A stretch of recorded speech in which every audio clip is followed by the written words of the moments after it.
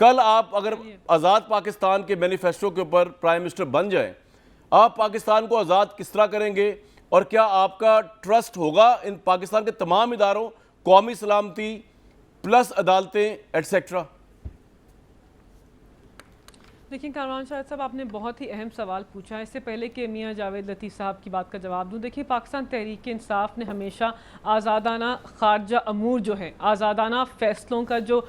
نعرہ ہے اس کو بلند کیا ہے۔ ہمارے اس نعرے کے اوپر پاکستان کی عوام نے لبیک کہا ہے، پاکستان کی عوام نے کہا ہے کہ ہم خوددار ہیں، ہم محکوم نہیں ہیں، ہم غلام بھی نہیں ہیں۔ کوئی بھی تیسرا ملک پاکستان کو 22 کروڑ عوام کے اور 7 لاکھ افواج کے ملک کو، ایک ایٹمی قوت کو یہ نہیں بتا سکتا کہ ہم نے اپنے دو طرفہ باہمی تعلقات کسی تیسرے ملک سے کیسے آگے بڑھانے ہیں۔ تو باعث شرم تھا پاکستان کے لیے کہ امریکہ نے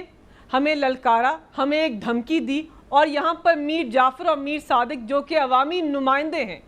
نواز شریف، شہباز شریف، زرداری نے مل کر، میر جعفر اور میر صادق اور مولانا فضل الرحمان، ان سب نے مل کر، میر جعفر اور میر صادق نے مل کر ہماری حکومت کو گرایا ہے، اغیار کے ساتھ مل کر۔ تو ہم نے حقیقی آزادی لینی ہے، ہم نے غلامی سے آزاد ہونا ہے، کیونکہ ہم نے آزادانہ میرا سوال آپ سے یہ ہے، میں آپ سے سوال، ملکہ صاحبہ ایک منٹ، لیٹ می ریفریز دا کوسچن، میں آپ سے پوچھ رہا ہوں کہ پاکستان کے دفاعی ادارے بھی یہی رہیں گے جن کی موجودگی میں یہ میر جعفر میر صادقوں نے کھیل کھیلا ہے، اور یہ ملک کے اندر U S sponsored regime change ہوا ہے، بقول آپ کے یہی دفاعی ادارے ہوں گے جن کے ساتھ وہ کام کرنا پڑے گا بینگ اے پرائم منسٹر، یہی عدالتیں ہوں گی جن کے متعلق آپ کچھ دن پہلے تک تو پتہ نہیں کیا کچھ کہہ رہے تھے، یہ سارا سیٹ اپ یہی ہوگا اس کے ساتھ، اور امریکہ بھی وہی رہے گا، یورپ کی پالیسی بھی وہی رہے گی۔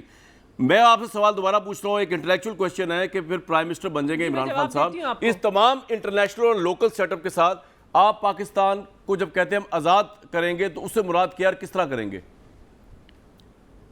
دیکھیں کامران شاہد صاحب، آپ جمہوریت کے تقاضوں سے مجھ سے بہتر واقف ہیں، آپ جمہوریت و آئین کو سمجھتے ہیں، بہت عرصے سے یہ کام کر رہے ہیں۔ پاکستان ایک جمہوری پارلیمانی نظام ہے، اس کی جو ایگزیکٹو کا ہیڈ ہوتا ہے وہ ایک منتخب نمائندہ ہوتا ہے، ایک وزیر اعظم ہوتا ہے۔ باقی سارے آئینی ادارے اس ٹرائیکوٹمی آف پاورز کے اندر، اس سیپریشن آف پاورز کے اندر وزیر اعظم کو معاونت بھی دیتے ہیں اور اپنی حدود و قیود کے اندر رہ کر فیصلے کرتے ہیں۔